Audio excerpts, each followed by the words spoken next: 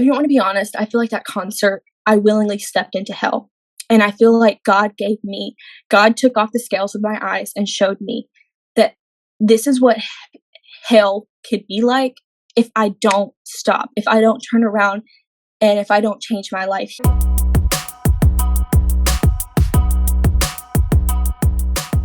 Hey everybody, and welcome to the Raised and Redeemed podcast and YouTube channel. I'm your host, Michaela Nikolenko, and I started this show after finally finding my home in Christ. I grew up in a home with lots of abuse and addiction where Christianity became something that repelled me. I spent my early adulthood seeking God in other religions, tarot cards, psychedelics, and even myself. I didn't realize how much hell I had pulled up into my life until I came face to face with the dark side of the spirit world, and Jesus fought hard to save me. Now I live to serve His will and host a platform where others can share their story too. If you're looking for a show that talks about real things and provides encouragement for those who have been to the dark side and back, this is the show for you. Make sure to rate, subscribe, and share this show with anyone that you feel might be encouraged by it too. Quick disclaimer, what we can agree on here is that we love Jesus and He is our Lord and Savior. I don't filter what my guests say, so there will most likely be something along the way that you don't agree with, and that's okay. I highly recommend spending time researching and praying about anything that gets said that might trouble you. With all that said, thank you so much for joining me, and welcome to the Raised and Redeemed family. Hey everybody, let me just say right now, you are not going to want to miss the end of this episode. Today we're speaking with a sister in Christ named Kacy, and today actually marks her 1-year anniversary of walking with the Lord and her first time sharing her testimony. Kacy was living the fast life, full of rebellion, and wanting nothing to do with the God that her family worshipped. She ended up marrying her drug dealer, fell deep into the New Age, and then found herself working as a stripper after that relationship came crumbling to an end. Just when she thought her newly manifested life was all coming together, the Lord took the scales off her eyes in the middle of a J. Cole concert, and she saw the very real spiritual world warring around her. Everyone thought she was crazy, but for those of us who have been raised and redeemed, we believe very well she looked the devil in his face that night, and the Lord fought to save her. Without further ado, let's get on to the show. Okay, good afternoon, Kacy. Thank you so much for being on Raised and Redeemed today. Thank you for having me. It's definitely an honor, especially as somebody who tunes into your podcast. I'm super grateful to be able to share my testimony. Oh, thank you so much. Yeah, so this is your first time sharing your testimony, so I want to thank you too for just trusting me and trusting the Raised and Redeemed podcast. It's definitely a safe place, and we share lots of things here. So you're not alone, and I already know that I relate to a lot of your story, and I know that our listeners do too. Just like a brief overview of some of the things that you have told me about for the listeners to know that we are going to go into today is that you were saved from a life of just living in the world before. You were working in the club, dependent on drugs, and deep in the New Age until you had this radical encounter with Jesus that would change everything. So I'm excited to just hear a little bit more about that today. Alrighty. Well, before I jump into that, I'm going to just give you a quick little brief background about my life and how I got there. I actually grew up in a Baptist church. I was born and raised. So I knew of God from an early age, and I knew of religion very well. As a kid, I loved going to VBS, and I was super involved in church, youth, and I even went on retreats. But my home life wasn't really reflective of that. I had a pretty abusive father, and me being the youngest out of 3 girls, it was a lot of that stuff would be hidden. But after a certain age, like, things just couldn't be hidden anymore. My dad was abusive verbally, mentally, emotionally, and physically, mostly to my mom and older sisters. And I had a lot of trauma growing up. But around the age of 12, one day my dad's anger and outburst was just too much. And I remember always being sad and confused, and I had a tainted version of what love really was. But yeah, so around the age of 12, my dad one day just went too far and left the house. And after that, everything kind of shifted. I remember that my mom just stopped going to church, and it was just my mom and my older sisters, and things just changed. I felt very distant with God as well, and it was it was pretty traumatic, and I was very confused, very depressed, and my relationship with God just kind of diminished. Yeah. So around that time is when I'd enter high school, or actually middle school. So around 8th grade, I got my very first boyfriend, and I was so in love with him. He was my first love and my first everything. But unfortunately, I had such a tainted view of love that I just didn't know how to properly love someone. And I always had this fear inside of me that I would be my father. I would be angry. And I remember my mom told me that I was so much like my dad, and that like scarred me. So I never wanted to be like him. I ended up dating this guy for years, almost like 5 years off and on. And he was with me during a very vulnerable time. And so I became like very like possessive over him. And I wanted this relationship to work so much. And I thought that I was going to marry him. And it just, I just became depressed when things wouldn't work out. And I would notice that a lot of my dependency would be on him.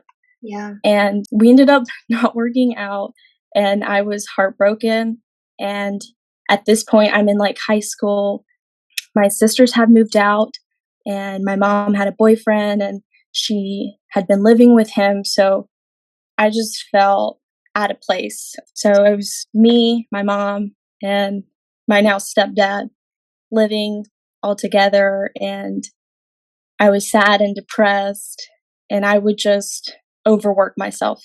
I'd always be busy in school. I was a great student. I played sports. I was super involved. And basically, anytime I had the opportunity to be busy, I would be busy because it would keep me out of my head and out of being depressed. Yeah. Well, during this time, I ended up getting a group of friends. And I never really had much friends because it was always just me and my boyfriend.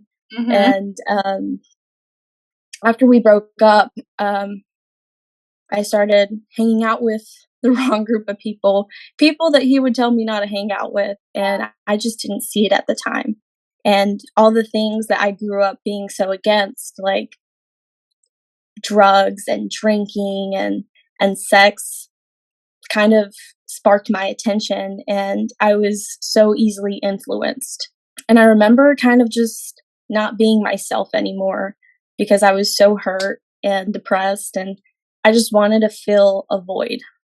And I ended up dabbling in things that I shouldn't have and wouldn't have ever done before, but it kind of was like a band-aid on a wound. I smoked weed for the first time, and basically, I felt like I was living a double life because in school, I was student body president. I had like a 4.0 GPA. I played so many sports, but at home and outside of school, um, I was depressed. I was suicidal. I was very short tempered. I very much reflected my father. And then once I started smoking weed, it kind of just felt like an escape route. I felt like I was wearing a mask, honestly. Like I would come home and take off this mask. And basically, around my senior year, so I graduated in 2020 when the whole pandemic and everything kind of came around. But right before my senior year, I had a really bad experience with a poor group of friends who kind of like pushed me into doing something that I wasn't ready to do. and it opened up some sexual trauma from my childhood, about being like molested in a sense. And after that, that was kind of like the tip of the iceberg. I remember just being depressed and not being happy with who I was. So, come my senior year, all these things that I had worked so hard for, I just wasn't giving that same kind of energy in school anymore. I remember I was like smoking before I would come to school. I'd leave early to smoke, and I was just going downhill. Yeah. And as weird as it sounds, because of the pandemic, it kind of like saved me grade wise. So my senior year got cut short, and my mom and stepdad ended up separating. So me and her moved into this one bedroom apartment, and it was always just me and her. But she would work so hard to keep the bills afloat that I would take advantage of that and find ways to do things I shouldn't be doing.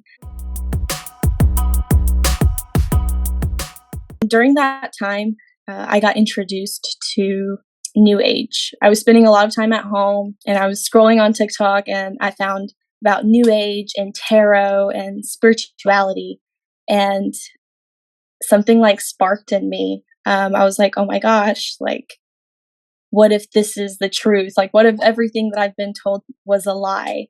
And I kind of like resonated a lot with astrology.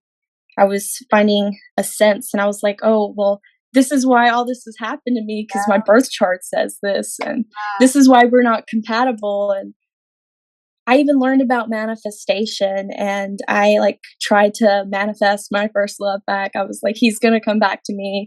We're going to make things work. And he didn't. So I kind of like put it on a back burner, and got introduced to a drug dealer from a former friend. He is a quadriplegic, and he had a rough childhood, but he would give me great deals on weed, and I would spend time with him, and I would go and smoke at his house. And I remember like stepping in.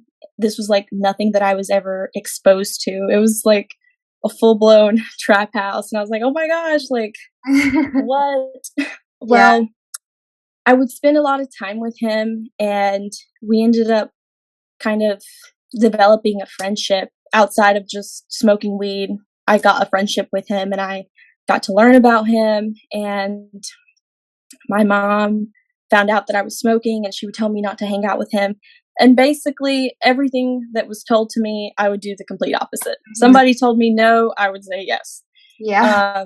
Out of nowhere, my first love came back into my life, and I was like, oh my gosh, maybe manifestation is true. It just took some time. And I decided to cut off my friendship with the drug dealer, and I spent some time back with my first love, but I was just not myself anymore. I had changed. I graduated from high school, and I was in college now, and everything was online. And I was at my first love's house, and I asked to borrow his computer to be online for my class, and I decided to snoop around, and I found something that kind of hurt my feelings, but I didn't ask of any context. I just assumed the worst, and I ran with it. Yeah. And that same day, my ex drug dealer kept calling me, and I hadn't talked to him in weeks. So I wouldn't answer because I was going through a lot emotionally.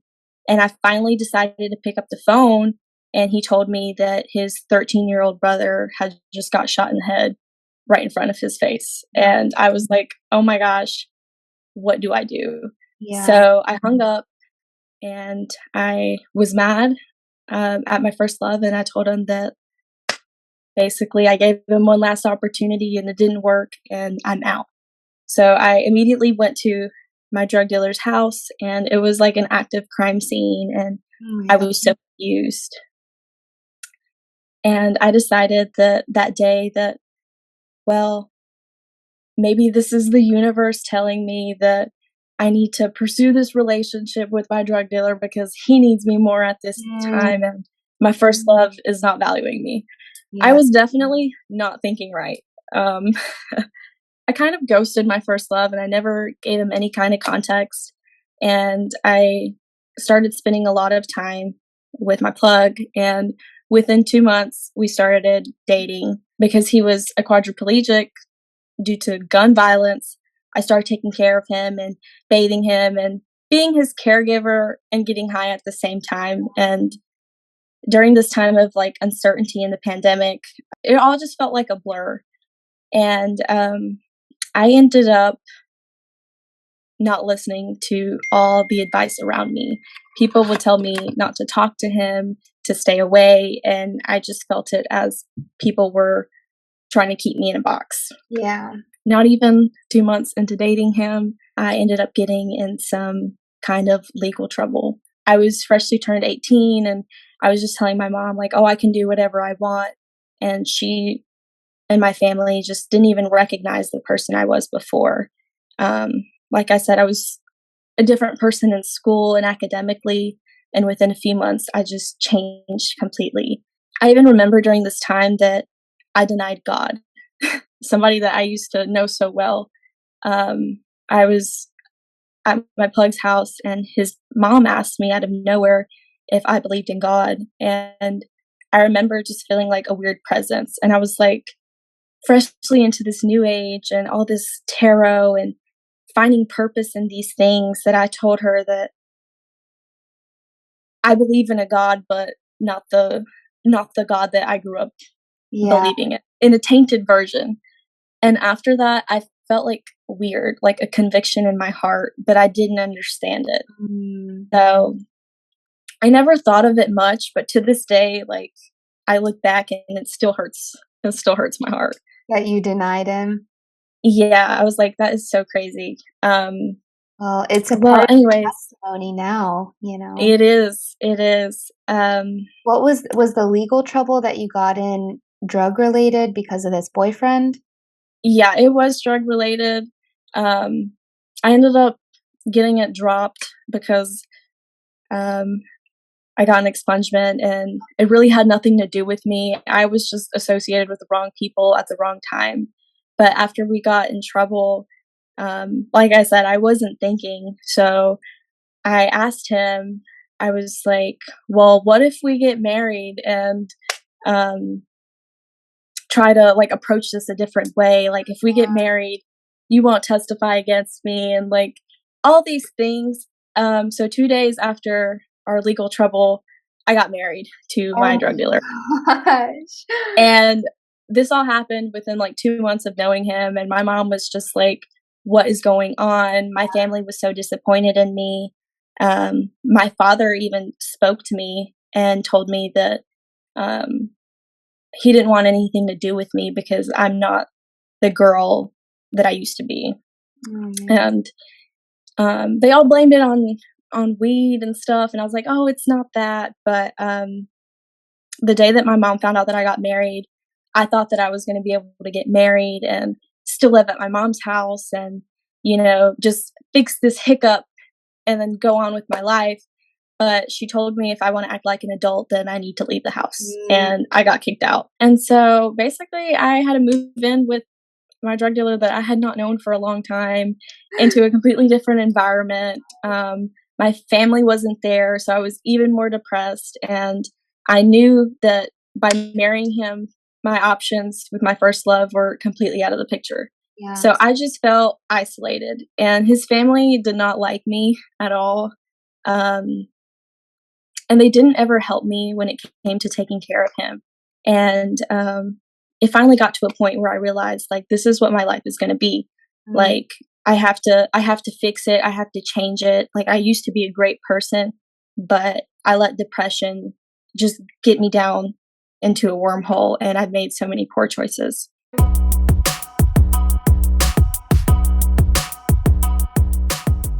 Hey, you guys, if you're in a relationship and trying to figure out if he's the one, or maybe you're recently single and taking a step back to figure out how to best go about finding the one, I have the ebook for you.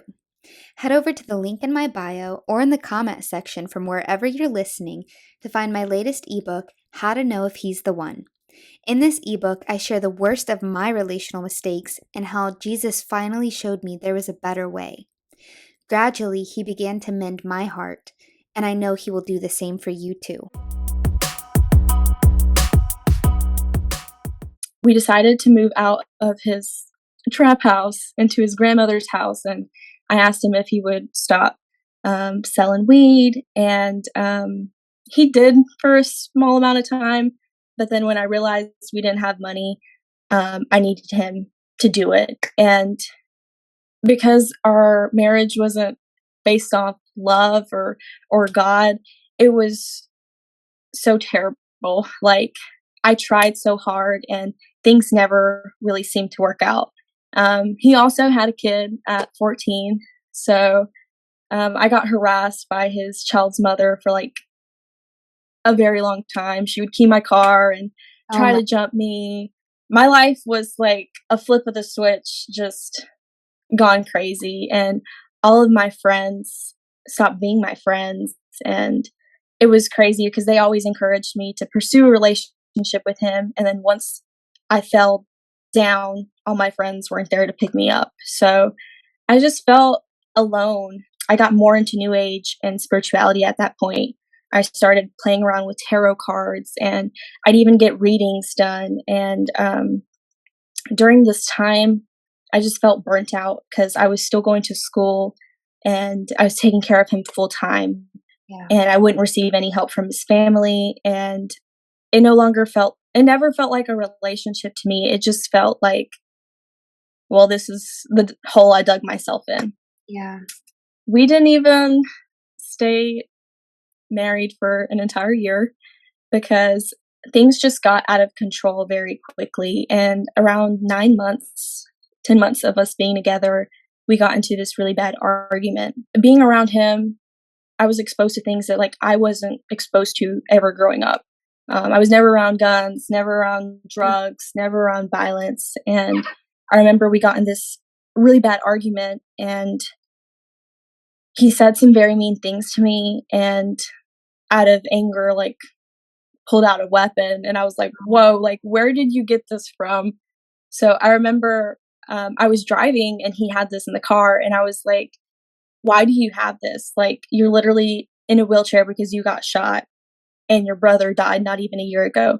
Why is there a gun in my car? yeah. So I remember I like parked the car and I threw the gun out, and I told him that somebody needs to pick him up and that I don't want to be in a relationship with him anymore. Wow. And I called my mom, and I went home, and when he got home, I told him he needed to pack his things and that I refused to help him, and that if he wanted help, I'll call my mom and she can help him. But my mom was kind of like the mediator, and she was trying to calm things down. Before my mom got there, we got in an argument and he spit on my face, and he brought up some childhood trauma, and he told me to like he basically told me to hit him. He was like, hit me the way that your dad hit you. And everything in me, like my blood started boiling, like I was about to hit him. Yeah. And then the second he said that, it was like this all happened in like a matter of seconds. I looked at him and I just saw like darkness, and I felt like I was looking in a mirror. And I felt that if I did what he told me to do, that I'm going to be the person I'm running away from, which was my dad. Mm. And I was like, and I'm going to be everything that I don't want to be. So I remembered I just got like this breeze of like calmness. And I was like, no, I was like, I'm not going to hit you. I wiped the spit off my face, and I was like, but you're leaving tonight. My mom came, and he ended up leaving that night. I remember like being so sad. And the next day I called a friend, the friend that actually introduced me to him, and I explained everything that happened. And I told her that I was like, I know that we just got in this big bad argument, but like this is, even if I didn't marry him out of love, like this is the person I married. I was like, I've already like ruined my life. Like we have to keep working this out. And I called her searching for advice, and instead she laughed and she was like, do not take him back. She's like, he's been cheating on you for 6 months with a stripper. And I was like, what? I was like, I've been taking care of him. I've been cleaning him. Like, he was almost 100% dependent on me. And I was like, what do you mean? And she gave me all the information, and then I realized we just got this big argument, and I was willing to forgive him, but I wasn't willing to forgive him cheating on me, because even if our marriage was far from what a good marriage would consist of, I never cheated, and I thought this was what I just thought this was what my life would be like forever. So I told him that we're never getting back together, and I told my mom, and I was heartbroken. I ended up moving back in with my mom, and like I said, we didn't even get to a year of us being together before all this happened, and I just found myself back into a deep, dark hole. And the crazy thing is, I got even more into the new age and more into being dependent on drugs more than I had ever been. Isn't I even like looking back to when we weren't in Christ, just all the chaos, like at that time you think maybe this is like normal or like it's supposed to be normal stuff, but then you tell your story later on when you are in Christ and you're like, holy crap, that's a lot of chaos that like yes. doesn't happen when you're in Christ and following Christ and living the way that he tells you to live. Like you don't experience all that kind of stuff because I have so much of that too. And I'm like, yeah, it was just utter destruction before I knew Jesus. It's a night and day difference. Like, I look back and I'm just like, I don't know who that girl was. Yeah. Well, I moved back into my mom's house and things were different. Like, it was just different. And I cut off all communication with him, and I was just like, wow, like, before I met him, I was a different person. Like, I actually had potential. Like, I had scholarships for college. I used to do pageants. Like, I was a good person on the outside, but my life within a matter of time just went bad, and I just felt like everyone in my small town looked at me like that failure. Like, she had so much potential, but she chose drugs, and I just felt like the joke of the town, and I took it really bad, especially after like getting cheated on. And I put him first. I put all his needs first. And I like lost a lot of myself. Yeah. So I was trying to find myself.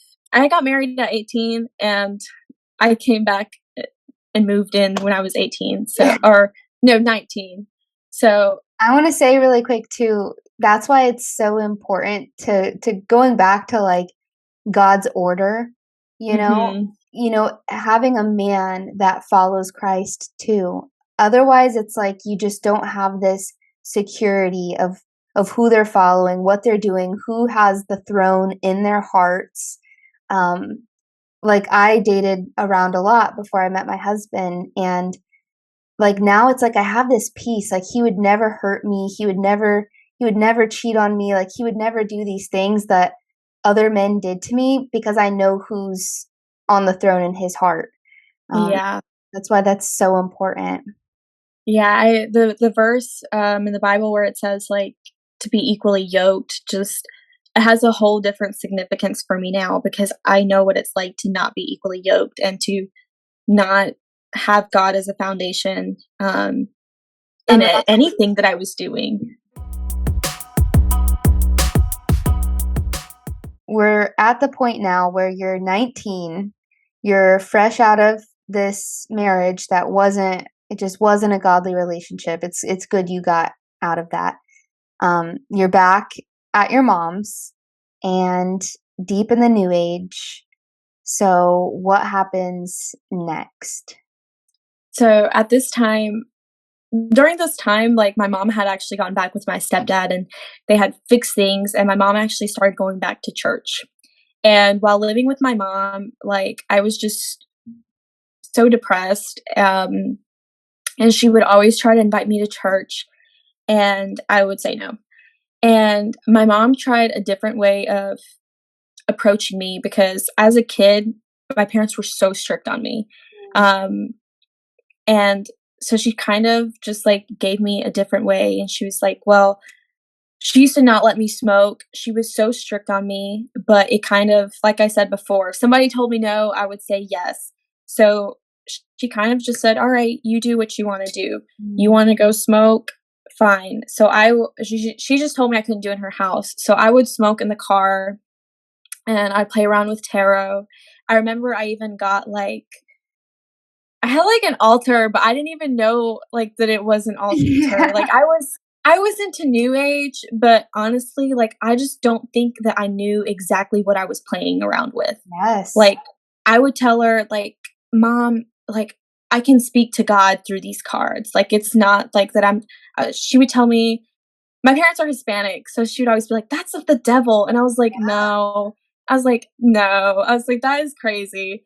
Well, I got really into this stuff, and I would, like, display the things in my room, and she would come in my room, and she would tell me, like, "I don't like you playing with those things," and I would tell her, I was like, "You got it all wrong." I was like I was like, "I'm going through a hard time, and this is helping me." And, like, I'd even talk to her about it, try to get her to change her mind, and she would just be firm on "Why don't you come to church with me?" Good for her. Oh my gosh. Yeah. Like I said, I my childhood was nothing like those crazy spots in my life. Actually, my grandmother was I would call her my spiritual, like, mentor because she always talked about God to me and always showed me God's love, Mm. and my mom does a great job of doing that too. So I moved back in with my mom around November. The breakup happened in September. I moved back in November, and in December, my mom went to go visit my grandma in Costa Rica. I had lost my job because I was taking care of that was my job. I was his caregiver. So my main source of income was gone and I was trying to look for a job. I had a little part-time job at a gym and it was nothing compared to what I was making before as a caregiver, but I was so resented that I didn't want to go back into that field and take care of somebody Mhm. because the person that I took care of hurt me. Yeah. And I had this, like, seed in my head or, like, this thought that would always ponder, and it was just like, "Well, why don't you become who he left you for?" Like, he cheated on me with a dancer, and his baby mama and her actually worked at the same club together, so I always, like, resented her. I was like and they also had the same name, so I was just like, "Oh my gosh, like, these are the kind of girls you like, not somebody that will take care of you and cook for you, but those are the kind of girls you like." And so it always was, like, a thought that I had, but I was scared to do so.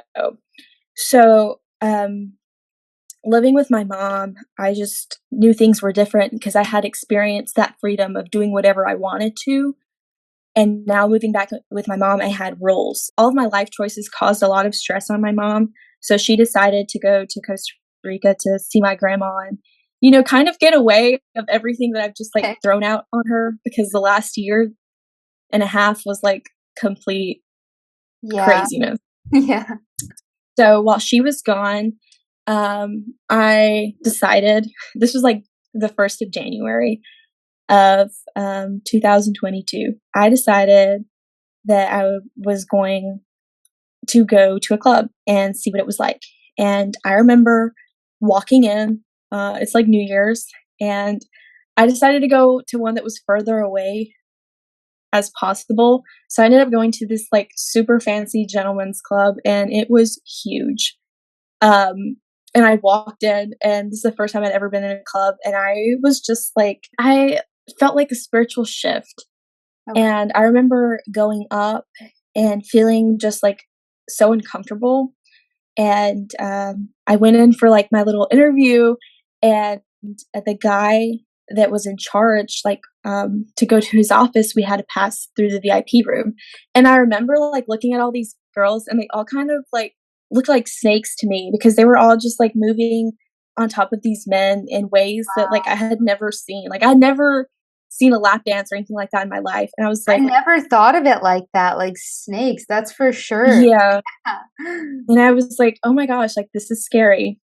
So, I ended up coming so late, and he was like, "Well, you can't start working today, but you're beautiful," and he asked if I had experience because this was a gentleman's club where these are, like, high-end performers, and I told him no, and I just felt like very little, and he was like, "Well, you can still come and try it."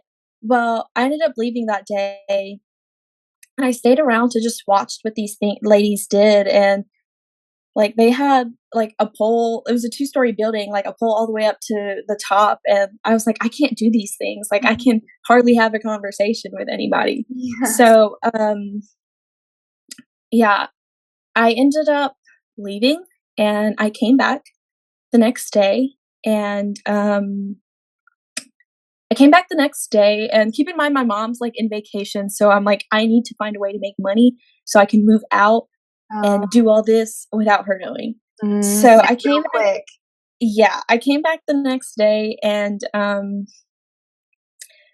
I didn't go on stage or anything like that. I didn't even know what to wear, like, I looked like someone that was so out of place, and I basically just talked to one guy the entire time and, left after that, and I had made some money, but not a lot, and I was like, "Okay, well." I was this whole time, I was just, like, observing everything, and I was like, "Can I do this?"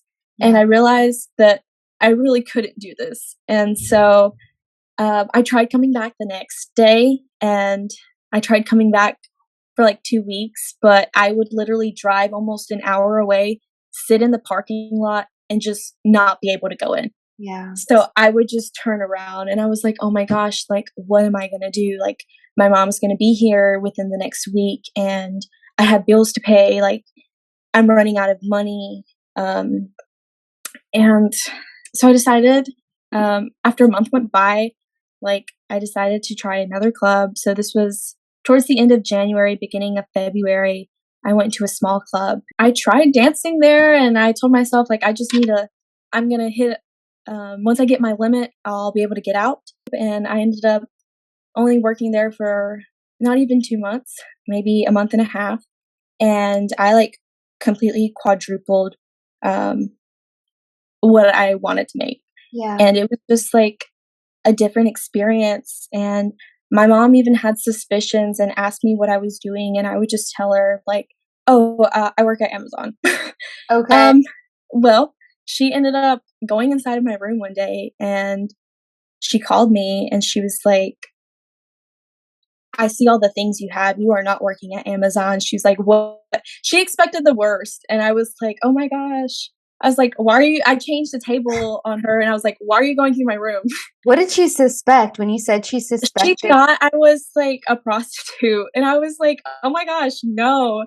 And she was like, "What are you doing?" And I was like, "I'm not doing anything." I was like, "I'm taking pole dancing lessons. Like, that's why I have those shoes and that clothes. Like, you are reaching, like, you're being so dramatic." Yeah. And after that, I left the next week. I had made enough money that I decided to move to like the big city around me, and I was like, "I'm leaving." Um, How did you plan to sustain yourself in the city? Dancing.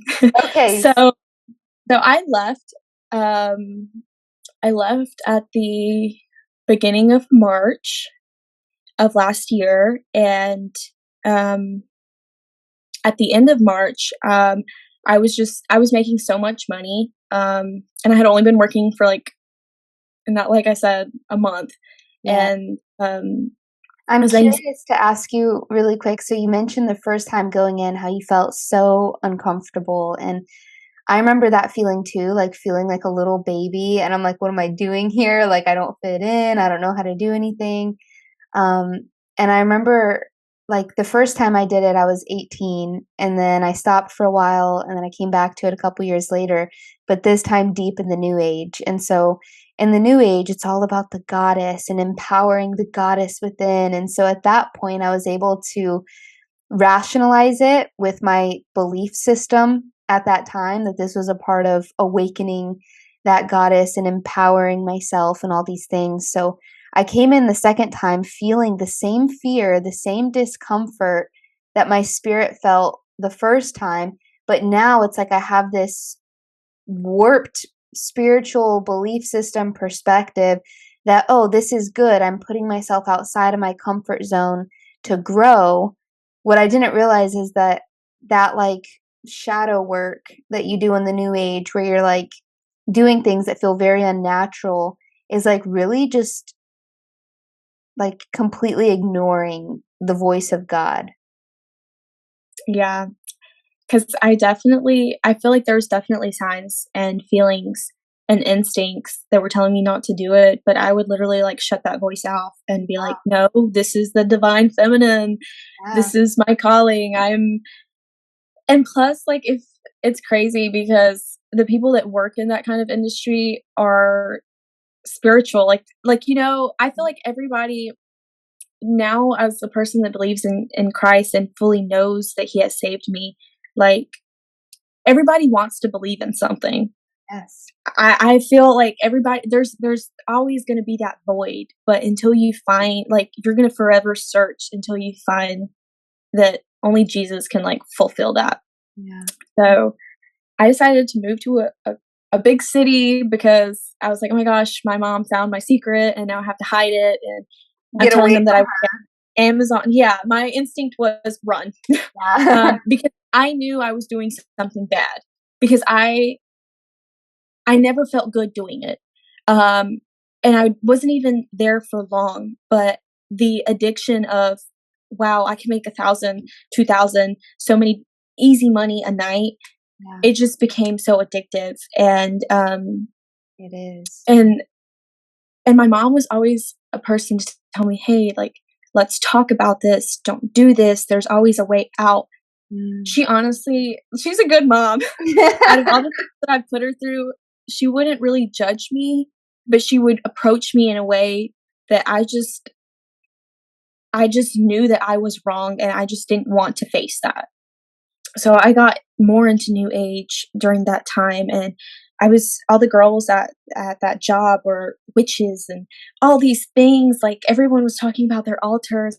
So I was like, "Okay, maybe this is my right kind of people." Like, I was so confused, but also I got even deeper into smoking weed, and I um really was just trying to find out, like, why I got cheated on in the first place. Like, what did this kind of environment offer my Mm.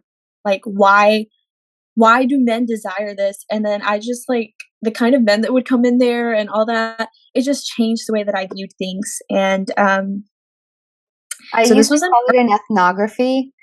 Do you know an ethnography? No, It's like what is that? you go into a culture or like a group of people and you live among them so that you can study them.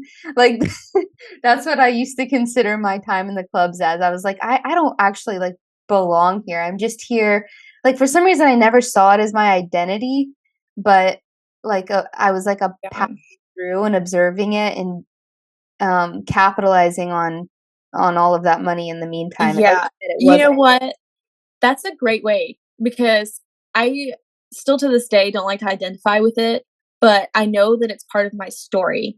Mhm. And but I never felt like I belonged there. And the crazy thing is like even like my house mom and the people that work there always told me like you're not meant to be here. Like they always told me that like you're too sweet or you're too good. Like you're Yes. this isn't your environment. And I remember, like, seeing ladies there that were, like, 60 years old, and they're like, "Oh, well, you get in and you don't get out," and that was my fear. I was like, "Oh my gosh," th people get so addicted to the fast lives that they don't get out. I actually, like, met a man there who would tell me to, like, leave. He would always tell me to leave, and really, he's the one that gave me the most money, but it was more of just, like, talking, like, we just talked, and I got very, like I know it sounds weird, but I saw him like the dad that I didn't have Mhm. in a wrong in a wrong way. I guess I Yeah. had, like, daddy issues, but he was so much older than me, and, he would just I would just tell him and, like, vent, and then he would give me money and pay for my rent, and I was like, "Okay, this is going well," and, my mom would always tell me, like, "Be careful," and she had suspicions, but because I turned them down on her, she never brought them back up, Mm. and I'd made so much money that I was like, "Okay, well, now I'm gonna go to a concert," and I had been to concerts before, but when I went to concerts, I was living I was a follower of Christ. I just didn't understand Christianity at that time, but I knew what was wrong. So the concerts that I'd been to like years before, like I had seen some stuff that like was just weird. Like when they throw up like signs, I'm like, that's Mhm. not right, But I'd just like brush it off, or I'd hear lyrics and I'd be like, ugh, I'm not gonna say that. Yeah. Well, I decided to go to a concert and I brought my friend with me. It's a music festival. It was like a couple hours away, so we're driving there and I was like, "Oh my gosh, like everything is coming into alignment, like all the things I've manifested. Like I have my own apartment, I am financially stable."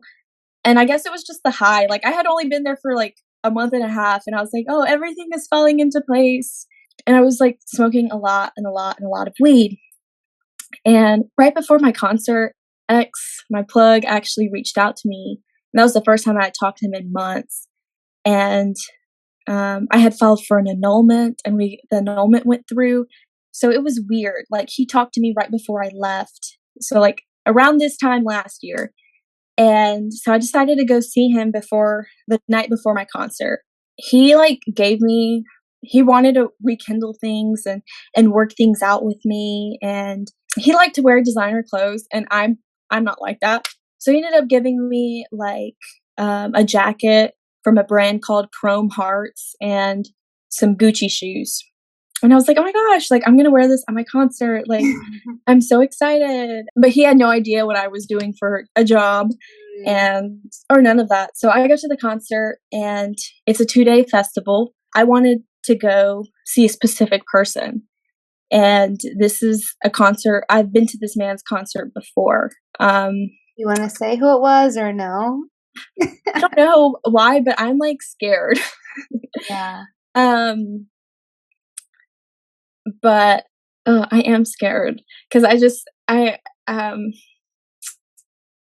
I went. I'll tell you the festival. I went to Dreamville, so I went to go see J. Cole. I had been to J.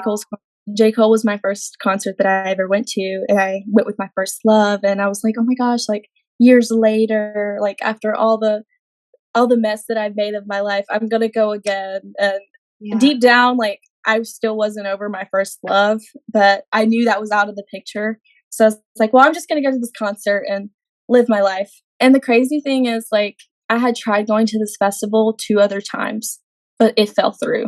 Like the first time, my mom was like, "You're not going alone," and the second time, COVID. So then this time, I'm like, well, I live on my own. I have my own money. Nobody's going to stop me, and I'm going to go. And I convinced my friend to go with me. And like I said, I'm living a life full of sin. Like, I'm in New Age, I'm doing tarot, I'm all about the crystals and the healings and the oracle cards. And I'm living by myself. I like have no guidance, and I'm just doing my own thing. And I'm working in the entertainment industry doing things that I shouldn't have been doing. Well, I go to this concert, first day goes well, but I was there to see J. Cole. Yeah. And the second day comes around, and as soon as I come in, I just feel like weird. And I'm smoking weed, like I have been high for such a long time that like it really wasn't anything to me. And the weird thing is that they make you wear these like wristbands, and I accidentally put it on the wrong hand. It was supposed to be on your right hand, but I ended up putting it on my left hand. And I was like, "Oh no, like, oh my goodness." I was so worried about it, and it really wasn't even a big deal. But I'm bringing this up for a reason, and I'll get back to that point here in Okay. a minute. But I go to this concert, and I'm with my friend, wearing all this designer clothes, and I'm just waiting for him to come out on stage. And before he comes out on stage, there's like other people playing. So I came to that stage waiting, and they had somebody else playing. And out of nowhere, like the music, it's not music that I listen to. It was like rap, and I only knew J. Cole really. Yeah. But somebody started singing, and it hurts me to even say this, so I don't think I'm going to say word for word what they said, but they said that God is like Satan. They started saying that. And I was just like, I heard it, and I was like dancing, and then I heard them, and they said it over and over again. And I just stopped. I was like, something about me doesn't even feel right. And the weird thing is, like, I'm in the new age, in the spiritual, like, I'm not following Jesus, but something I was like, this Mm. is why would they be saying this? And so I like remember, like, I just stopped, like, I stood still and I was like, this is making me feel uncomfortable. I'm about to smoke a blunt.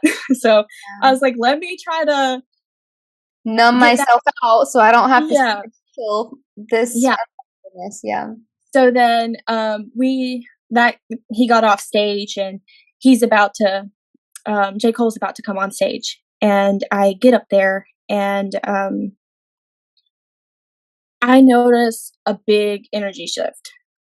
Like I just started feeling like tingly and I couldn't stand up and I was like, I'm gonna sit down. And for some reason, like I felt like I couldn't breathe. So I sat down and I told my friend, I was like, hey, can you just get me up whenever he gets on stage?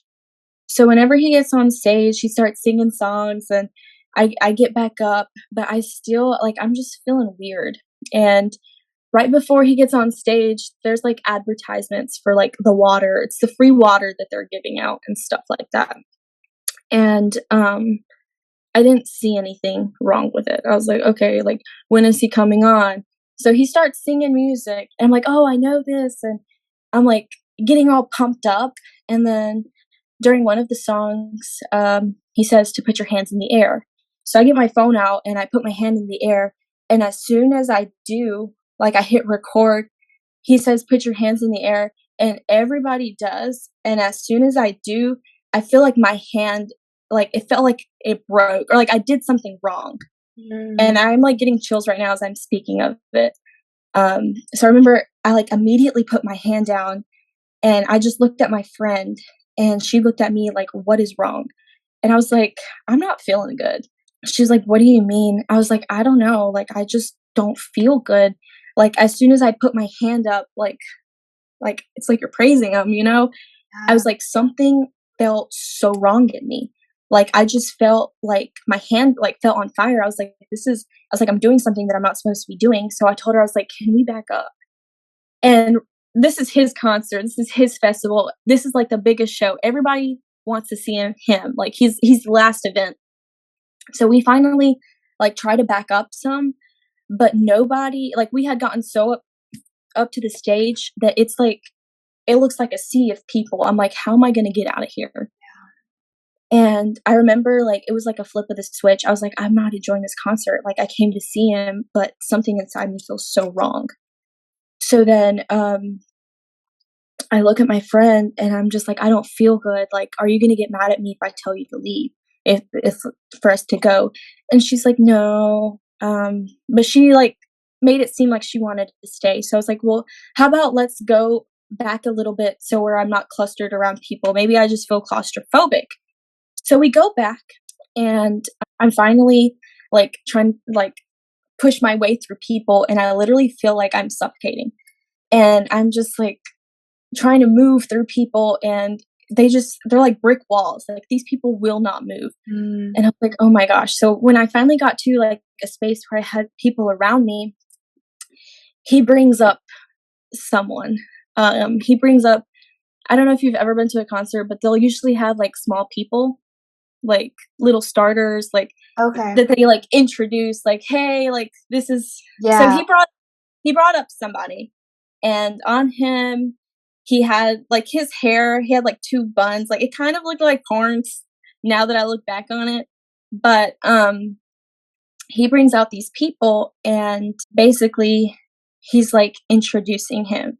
So the way that I see this now is like he's initiating them into whatever this is going on. I'm looking and I'm feeling off and he starts like just rapping so hard, but it doesn't look like his mouth is moving.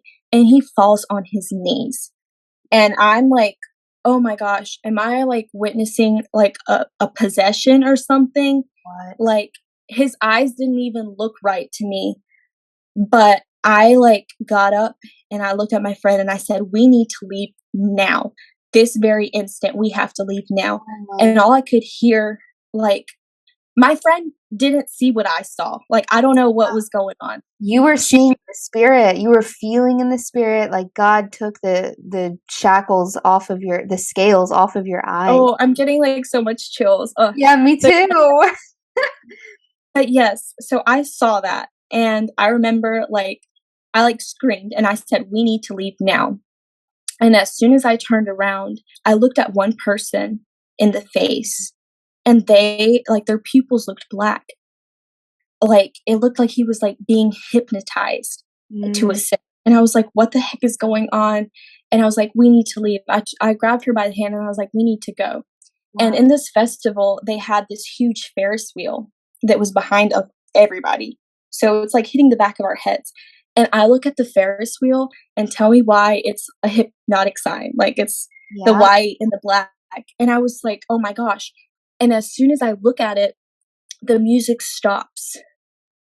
And I hear the main performer saying, "Why are y'all leaving? Turn around. If you're a real supporter, you're not going to leave. Turn around." And I I like remember closing my ears and I was like, we need to get out. Like I don't want to hear this. And I saw a lot of people running towards the exit. So I was like asking, I was like, I need to ask someone. I was like, I feel like I'm delusional. I asked the person beside me, I was like, are you okay? Like, did you guys see that? Did you feel that?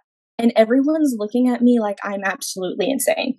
Really. I wonder And why I'm they were leaving though. Like if they're leaving. Yeah, it was like a rush of people leaving, and I remember I was like, something is wrong, like, all the hair stood up on my skin, and I'm wearing this clothes. This is the weird part. I'm wearing this designer clothes that I don't wanna say that this man ruined my life, but ever since I got with him, my life went completely downhill. I did choices, and I made choices that I should have never done. And I'm wearing this clothes, and then on the sides, there's crosses everywhere, and the brand is called Chrome Heart. So think about it, like a hardened black heart. Mm, And the shoes that I'm wearing are Gucci, but they have a mouth on them and the tongue of a serpent. So I'm like, oh my gosh, maybe when I raised my hand, like those crosses were upside down. Maybe that was why my hand felt so bad. oh my But God. I knew that I witnessed some dark spiritual things, Yeah. and I ran, but it was so hard to leave that concert. Yeah. Like I felt like it was so hard. And for the first time, I heard like a voice inside of me that I was like, I'm just going to listen to this. Like it was a fight or flight. And I believe that it was God's voice 100% now. Mm-hmm. So I grab a hold of my friend and I see that it's like hard to get out. And I tell her, I was like, you need to take me to the exit now. And then out of nowhere, I start like saying, "The Lord is my shepherd." And I'm just like, "What?" So I'm just like, it came to me and I was like, "The Lord is my shepherd. The Lord is my shepherd." And I kept saying it over and over and over again. And I look at my friend and I was like, "I'm so sorry that I asked you to come to this concert, but I need you to say this with me so we can get out." And I told her, I was like, "Say with me right now, the Lord is my shepherd." And she looks at me and confused and she says it. And then she's like, "But I don't believe in God like you do." And I was just like, "Just trust me." I was like, "Trust me. You just say this." If you want to be honest, I feel like that concert, I willingly stepped into hell. And I feel like God took off the scales of my eyes and showed me that this is what hell could be like if I don't stop, if I don't turn around, and if I don't change my life. He gave me the most rudest but most neatest awakening that I ever needed.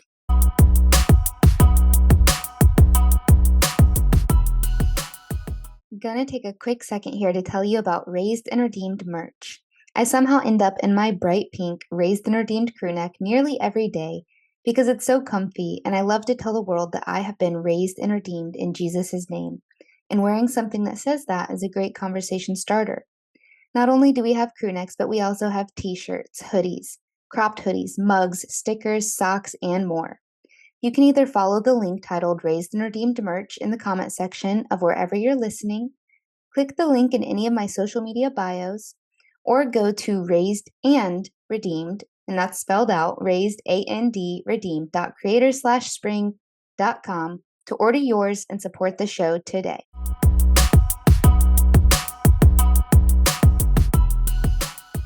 I get something in my spirit and it tells me to take off my shoes and take off my jacket.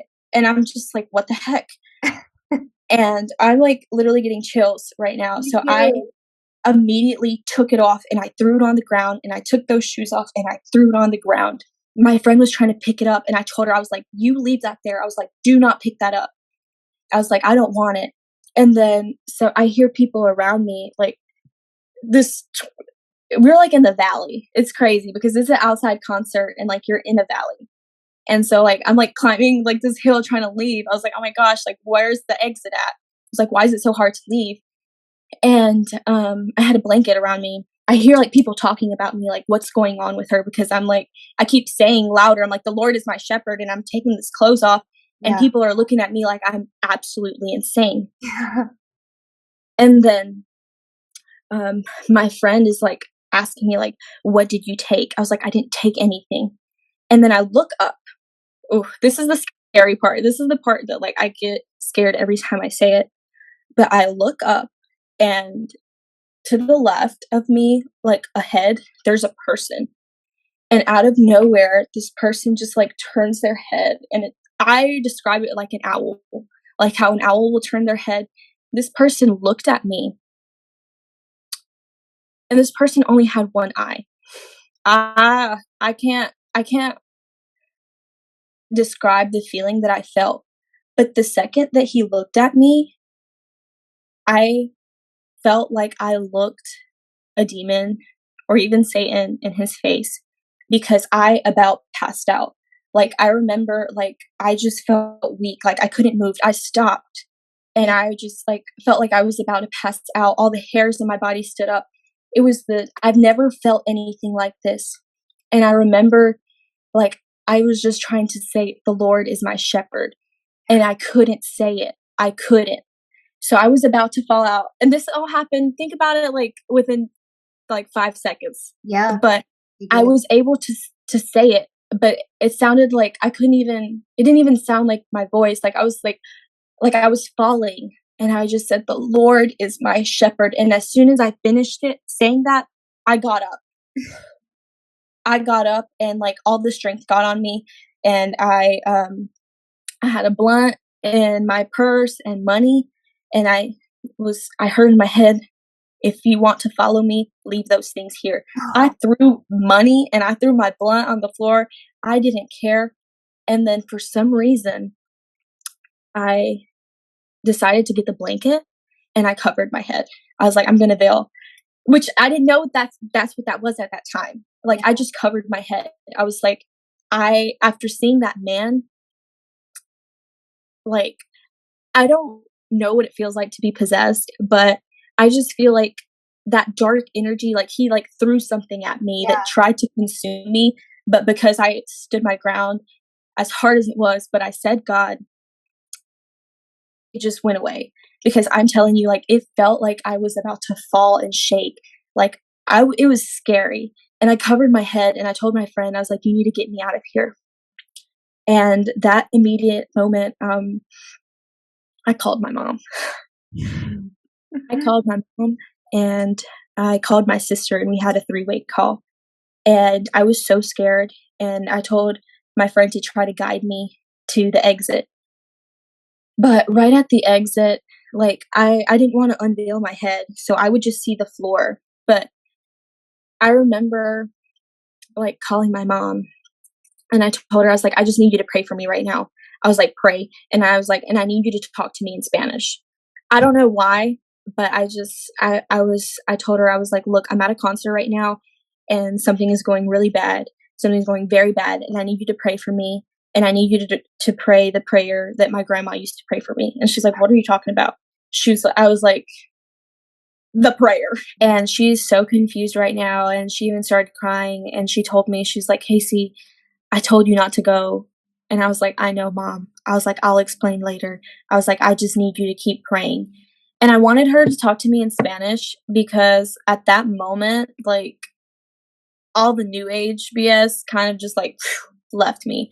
And I remembered that Satan will present himself as people that you may know. Like, I was questioning everything, Yeah. and I was like, but I know my mom's voice. So if she talks to me in Spanish, it can't be it can't be undone. Like, I know it's her. So then I'm like leaving, and we parked 30 minutes away by foot from the concert. So I was so scared. I was like, I'm not walking back there. And my friend was upset with me, and I didn't even trust her at this point. I was like, she told me she didn't believe in God. I was like, I can't trust this. I don't know what's going on. You're barefoot. You got no clothes, Literally, no blanket, I'm barefoot. no money, No money, nothing. no And blunt.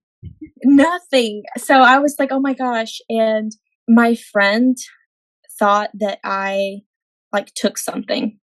So then I started thinking, I was like, how can I get out of here the fastest?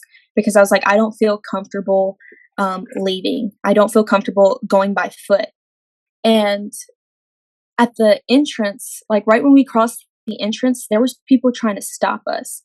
There was people trying to be like, hey, buy this or stay longer.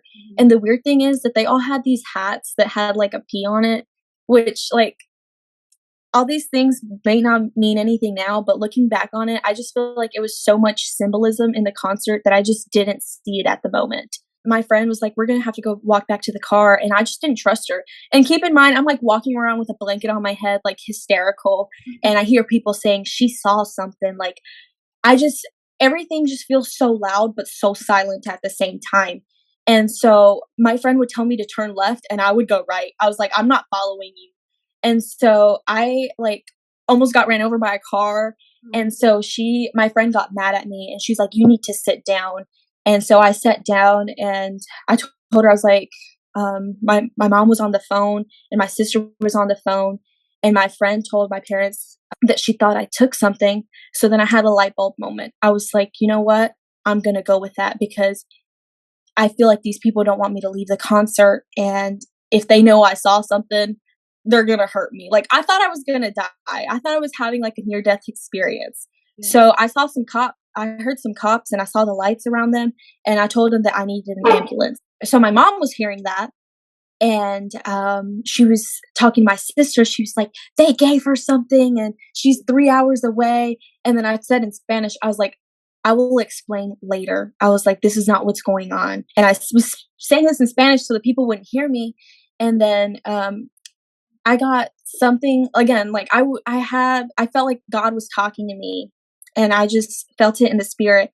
So then he told me to ask for a female officer. And basically the officers kept asking me to take this blanket off my head. And I told them no. I was like, I'm not looking at anybody, especially after the man that I had just saw and that feeling that I got. So I was like, no. And so I was like, I want a female officer right now. And they started laughing at me and they started making fun of me. And I was praying with my mom and they even started like talking in a female voice, like mocking me. The police officers. Yeah.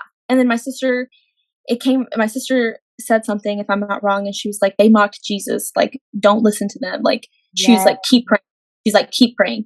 And then finally, like, a female officer came, and I felt like this was like, go with her.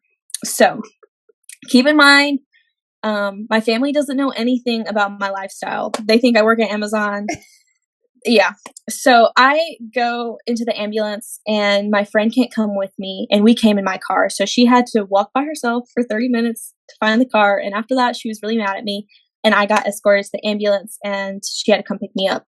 Well, on the way to the ambulance, I wouldn't take anything off my head. I'm sitting there with this lady and she's talking to me. She's trying to calm me down and she's asking me if I took something. And I told her, I was like, look, I know I said that, but I didn't take anything. I was like, I just smoked weed. And at this point, I was sober. At this point, everything that I experienced sobered me up so quickly that I was just like, this is not a high. This is, I know what I saw. Like, can we get on to the main material here? Yeah. So then I wouldn't even talk to this lady. So I was talking to my sister in Spanish and I'd have her say everything to this woman. I was like, so she wanted my name and all this stuff, and I didn't want to give it to her. So I finally told my sister, I was like, I'm going to tell you what to say, and you say it to her. So then my sister starts spelling out my name, my first and last name, and she starts like saying like A for apple and C for this, and she starts using words that start with letters that she didn't realize that all those words that she said meant something. Mm. She like she said apple, she said other words and other letters, and some of the words that she said like all meant something to me. She said a name of the man that I had met at the club. She said names of coworkers. Like I was getting chills and I was like, this is God telling me like these are all the things that Wow. I'm doing that I need to stop. Oh my And goodness. then I finally like I had like an like a moment. I had my eyes closed and I had my head covered this entire time and I was like shaking. And out of nowhere, like my eyes are closed and I get like a white light in my face.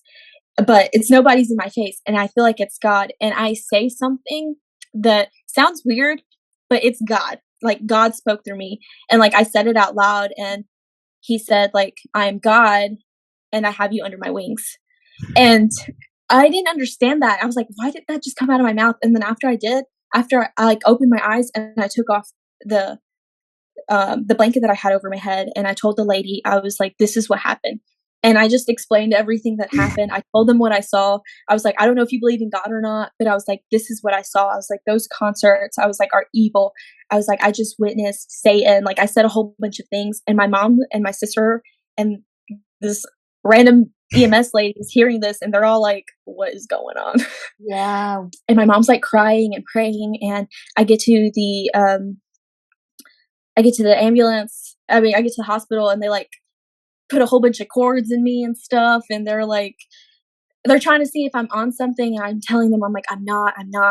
And, I finally like, they left me in the room alone. So like I got up and I left. I need to get out of here. Yeah. And I saw other people from the concert there too. I saw someone wearing a concert shirt. So I came up to them and I asked them, I was like, hey, did you guys see or experience anything weird? And she was crying when I came up to her, but then when she looked at me and I asked her, her whole demeanor changed and like it looked like one of those guys that I saw that were like standing at the concert, like their eyes kind of looked black and like soulless. And I just got up and I was like, I'm not talking to you either. And I like got out the door and my friend came to pick me up and I like spilled all the tea. And I was like, this is what I saw. I was like, you're not going to believe me. And she didn't believe me. And she was like, I think, she told me she didn't want to be my friend anymore and that she thought that I was delusional. Wow. And I wanted to go home, but I couldn't go home. And that night I didn't sleep at all. I stayed up and she had actually brought back the shoes that I told her to leave. So I was like, I don't want these. And the next morning we like didn't talk to each other and like I prayed all night and I remember not sleeping and we went back home and I went back home and I stopped at a spiritual store. After all of this, I was like, maybe I need crystals. Like, I Yeah. don't know. And I went and I talked to somebody there and I told her my experience and I told her like I was like rebuking all these things and she told me she was like you have to realize the spiritual world is not just light. She's like just how there's goodness, there's darkness. And I remember I had bought a whole bunch of stuff and I went back to my plug's house and I told him everything that happened and I was like we shouldn't see each other anymore. And I like remember I like laid with crystals and it didn't help. Yeah. It didn't help because that same night I went to my sister's house, I was on the phone with, and I opened up the Bible and I read her a verse. And the weird thing is, when all that experience at the concert, everything that I had, I could only say, the Lord is my shepherd. And I didn't even know what verse that came from. So I found it. And it's Psalm 23, and it says, the Lord is my shepherd, I shall not want. He make me lie down in green pastures, and he lead me beside still waters. He restores my soul. He leads me into the paths of righteousness for his name's sake. And yeah, though I walk through the valley of the shadow of death, I fear no evil, for thou art with me. Thy rod and thy staff comfort me. Thou preparest a table before me in the presence of my enemy. Thou anoint my head with oil, my cup runneth over, and surely goodness and mercy shall follow me all the days of my life, and I will dwell in the house of the Lord forever and ever. And I'm like, that had everything to do with what I just went through. Yeah. Because the concert was at a park that was called like a valley. It had, and I was in the valley. I was in the presence of the enemies. I was in the shadow of the darkness, and he took me out. Kacy. And my sister was just like, I was having anxiety, and we still made a wrong choice that day. And she was like, well, maybe if we smoke this blunt, like we'll feel better. So I smoke, and I'm like feeling like all kinds of nauseous, and I'm like, look guys, like I've been living a wrong life. And I was telling him, I was like, I've been doing so many bad things, like you have no idea. I was like, but I'm never going back. I was like, I don't want to smoke anymore. And then I started remembering all these signs, like the performer, it's all subliminal things. Like he had a 1 and a 5 on his shirt, and I was like big into numerology. I was like, you add that together, that's a 6. Like all the people, they all had 6s on their heads, and the water that they were promoting had an upside down cross on it. Like things that like I didn't even notice, but then the more I thought about it, I was like, I'm seeing all these things. Yeah. Well, we're smoking, and I'm not feeling good. And then I feel a bad presence, and I tell my sister, I was like, there's something wrong in here. And I like spazzed out completely, and I was like, oh my, like we were watching a movie, and it said something about putting your hands in the air at a concert, and it just brought me back down, because this was the next day. And I like started freaking out, and she called the ambulance, and I was like back again in the ambulance, and they came to get me, and I was like, don't talk to them. I was like, we need to pray, like you don't understand what's going on. And I felt like whatever that man looked at me was like following me, like some spirit was still trying to attack me. And I started praying, and believe it or not, like the doors of her house started like opening and closing, and I was like, what the heck is going on? And I remember like I started praying, and like my mouth made this weird noise, and I feel like it was whatever spirit followed me left my body. Like I felt like it made like a snake noise. Like I was like, oh my gosh. They took me out to the ambulance and took me to a mental place. I was there for 2 days, and I remember just sleeping and sleeping and sleeping, and I felt bad because I was like, my sister probably thinks I'm crazy, but she doesn't understand what I saw. But whatever followed me that night left. And I remember I had like scratches on my body and weird things. My mom's pastor came to visit me while I was in the hospital, and I explained everything that I saw to him, and they prayed for me over and over. They came and saw me each day that I was in the hospital, and after the 3rd day, I left. And they prayed over me so much, and I explained everything, and I finally shared my story, and I finally told my mom and my family everything that I had been doing. And they just cried, and they just held me, and they were like, it's okay, like we got you. My life completely changed after that. I stopped smoking. And the thing is, like, I had tried smoking, but stopped smoking before, and I couldn't do it on my own. I never went back to the club. I never looked back. I quit the new age. All those crystals that I bought immediately after the concert, I threw them out. Yep. But even though I tried, the enemy was mad, and I experienced so much spiritual warfare. I got so sick. I lost so much weight. I lost like almost 20 pounds. I looked disgusting. I remember like I was just so mad if I look at myself in the mirror, because I had bruises everywhere from the IVs. And I would remember the things that I used to do, or the work environment, and I would just be like, how could someone like me be saved from God? And I just started crying. Like I had a really hard time looking at myself. And my pastor would come and do weekly Bible studies with me.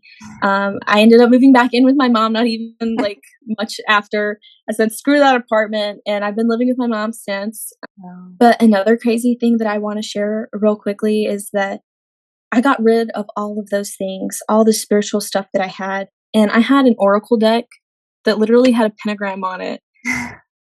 And like, I didn't even realize these things were so bad. But I threw everything away. I burnt a lot of things, and tell me why the day that the trash came, they took everything, but there was one card with the pentagram that stayed there. And I got so mad because I was like, the devil is trying. Like, the devil does not want to leave. So I remember, like, I grabbed a bag. I have dogs, and I grabbed a poopy bag, and I like put that card in there, and I threw it, and I was like, "This is like, you are not welcome here." I was like, Yeah. "This house serves the Lord," and I have changed ever since then. This happened exactly a year ago. Today.